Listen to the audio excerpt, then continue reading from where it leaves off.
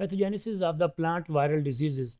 How these plant viral diseases show their pathology, what is the pathogenesis, what is their action, how they interact with the different plants, the viruses, and how they cause the disease, and how they go out of the plants, or how they will cause the death of the host.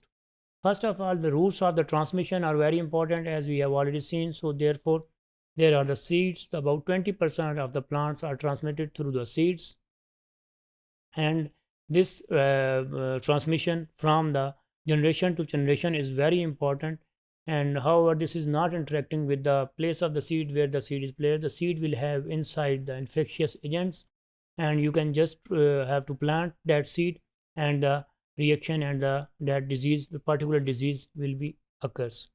Grafting, vegetation, or the propagation, there are the agricultural practices which are very common, which can cause the mechanical harm, which can cause the and which can cause the injury to the plant or the plant tissues or the cell walls, and the virus can be transmitted through that injury. That injury can also be caused through the animal feeding of the some vegetation. Then the vectors, the mechanical vectors are very important, and the most probably the vectors which are being used, which are most common in the vectors which are most common are the insects. Then mechanical vectors are also very important, and mechanical injury is important for the transmission of the viruses to the plants. Just like here, you can see the replicase and the hormone signaling, the capsid proteins.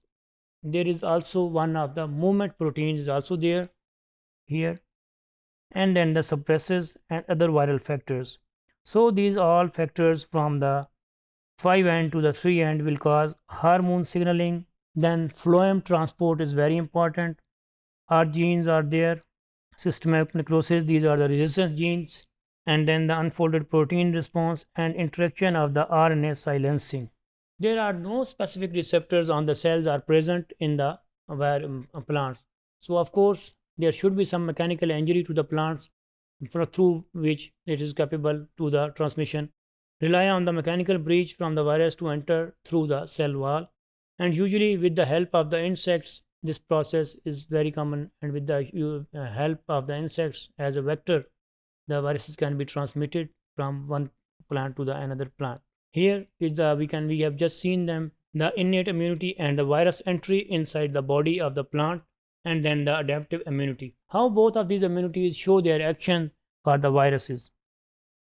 This one is the innate immunity first, and then adaptive immunity. Here are the virus. The virus is going to enter inside the body, and then the genome decapsidation. At the same time, the immunity they are producing the double-stranded RNA, single-stranded, double-stranded DNAs, and the RNAs and DNAs and ribonucleases are always present in the immunities. So the replication of the viral genome after the decapsidation, the virus has been entered inside the body, taken control of the system, and then the synthesis of the viral proteins, the basic function of the virus after the entry inside the body. At the same time, the innate immune system and adaptive immune system are producing their immunities regarding molecules, and then the ribonucleoprotein complexes are made at the end, which may be the plant colonization or may be transmitted to the other plants. So propagative transmission, which is also very important, multiply the tissues, insects as well as in the host.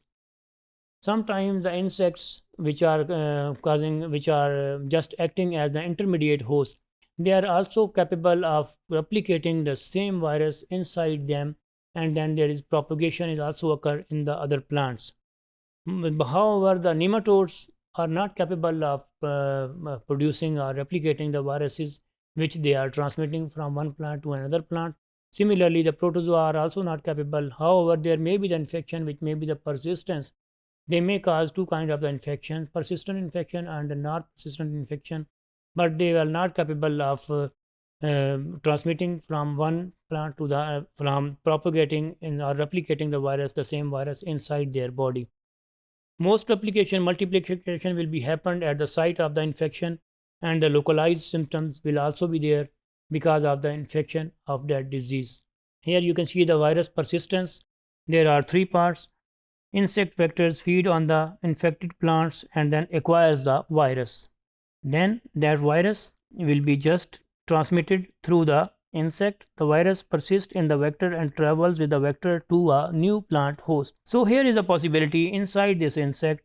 The virus are quite capable of replicate itself or propagate it shows its function. Then the virus will be inoculating and occurs with the insect feeds on the plants and they deliver the virus into that specific plant cell.